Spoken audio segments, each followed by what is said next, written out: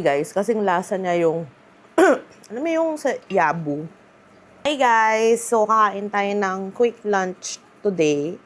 Meron pa rin akong sprain sa paa at hindi pa rin ako nakakapasok everyday ng on-site sa work. So, madalas ako naiwan dito sa bahay pag aalis sila Skyler papasok sa school. So, nakita ko lang to sa feed ko. Cabbage, egg, kamatis, and then pipino. Yan. So, hinugasan na natin to lahat. Pinasuyo ko na to kay mama kanina. At lalagyan natin siya ng sauce. So, feeling ko sobrang dami nitong ginawa ko. Ako kasi nagayat nito. So, syempre, kahit naman may spray ng aking left foot, kaya naman natin gumawa ng sarili nating pagkain. Paminsan-minsan. Na-atake nga pala ako ng GERD lately. Kasi nga lagi ako nakahiga. So parang, kasi kailangan nakataas lagi yung paa ko. Kaya ngayon, parang inuubo ako. So, ito muna. Try muna natin. Kasi magta-try ako ng iba't ibang klase ng sauce. I mean, paghahalu-haluin ko kasi siya. Mamaya hindi siya masarap. So, meron ako ditong QP. Tapos, Japanese mayo. And then, sesame oil. Meron din akong Tabasco. At mustard. Not sure kung dapat ko siyang lagyan ng mustard.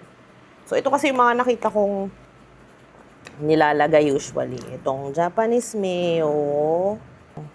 QP din yon, pero mayo lang siya. Ito naman yung QP na roasted sesame. Pang salad talaga siya. Bango. Tapos, lagyan na din natin siya ng konting sesame oil. Puro kung gusto natin ng maanghang. Lagyan natin ng Tabasco. Try ko muna nung wala. Kitang-kita yung sesame dun sa...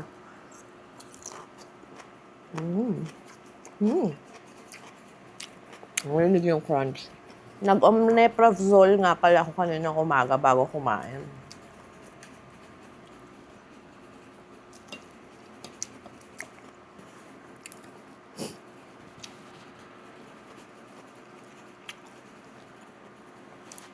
Hindi natin ng Tabasco. Pasaway no? May GERD na nga.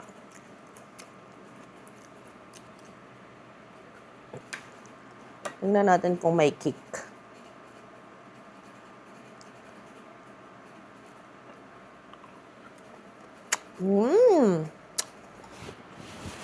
Okay.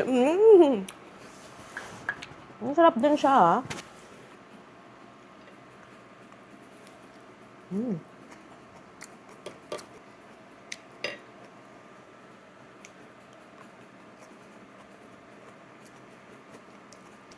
Pag ganito yung mga kinakain ko, bilis ko mabusog.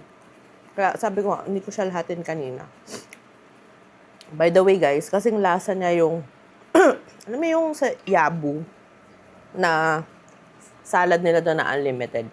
Ganon kasi yung, sinearch ko kasi online, kung ano yung sauce na yon. So, QP mayo siya at saka itong roasted sesame. Shredded cabbage. Which is yun kasi ginawa natin ngayon.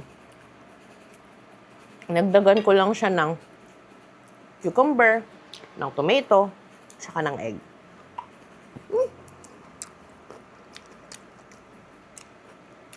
Next time, I think, nagdagan ko to ng tuna. Yun lang. Salamat sa panonood.